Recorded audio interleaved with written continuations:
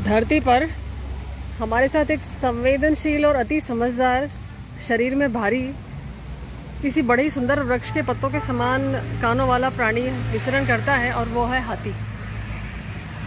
तो हम जिस सुंदर वृक्ष के पास खड़े हैं वो यह है जिसको सिक्किम में हाथी पैला कहते हैं, अर्थात हाथी जैसा दिखने वाला।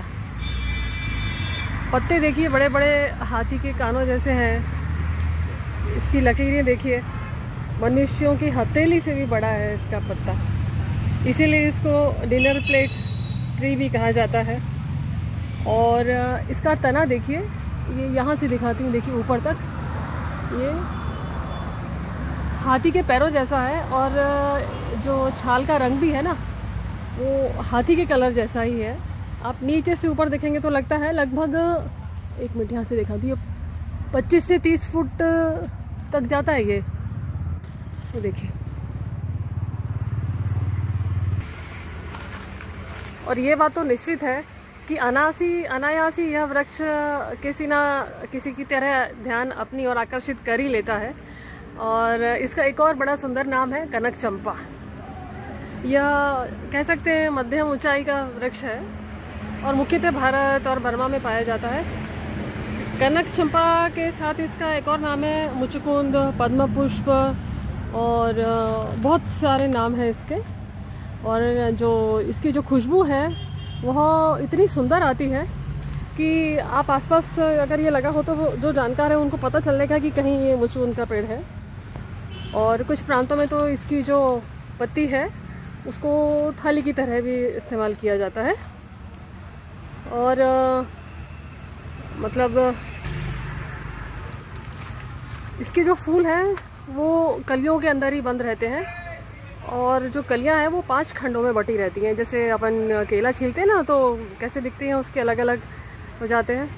और इसके जो फूल हैं वो मार्च से जुलाई तक आते हैं और फल उसके लगभग साल भर बाद आता है। और इसी को कर्णिकर के नाम से भी जाना जाता है। और इसकी जो लकड़ी है वो इमारती जो सामान बनता है ना उसके लिए भी इस्तेमाल की जाती है।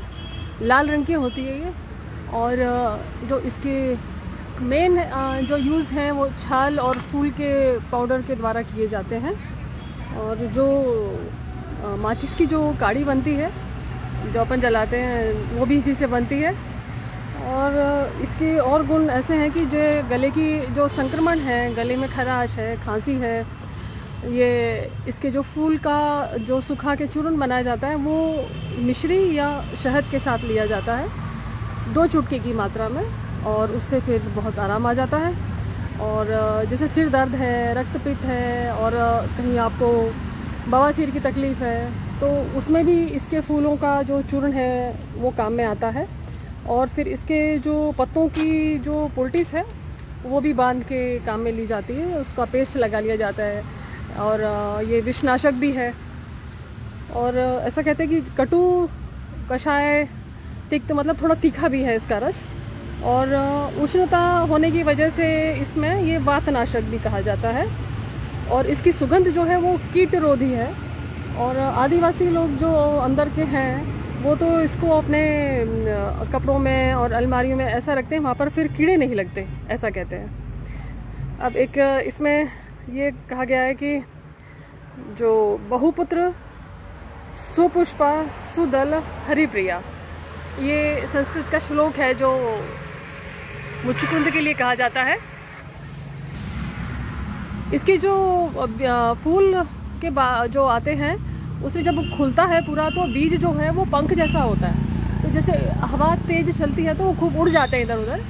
और कहते हैं कि जब बारिश वगैरह खूब होती है तो फिर ये लग भी जाते हैं नए नए पौधे। तो इसके बहुत सुंदर सुंदर ऐसे गुण हैं इसके। मानधाता जो हैं उनके इक्ष्वाकु वंश के उनके जो पुत्र थे उनका नाम भी मुचकुंद था। तो इस तरीके से बहुत विवरण लंबा है। तो मेरी लेकिन एक विनती है आप सबसे कि आप जो भी सब यहाँ सुन रहे हैं, देख रहे हैं, इसको अपने आसपास के परिसरों में लगवाएं, जिससे पर्यावरण की शोभा बढ़ेगी, सुंदर खुशबू से वातावरण और सुंदर होगा। ऐसी सुंदर सुंदर जानकारी के लिए आप सुषमा's नेचर बास्केट जो मेरा चैनल है उसको सब्सक्राइब करिए, लाइक करिए, शेयर करिए।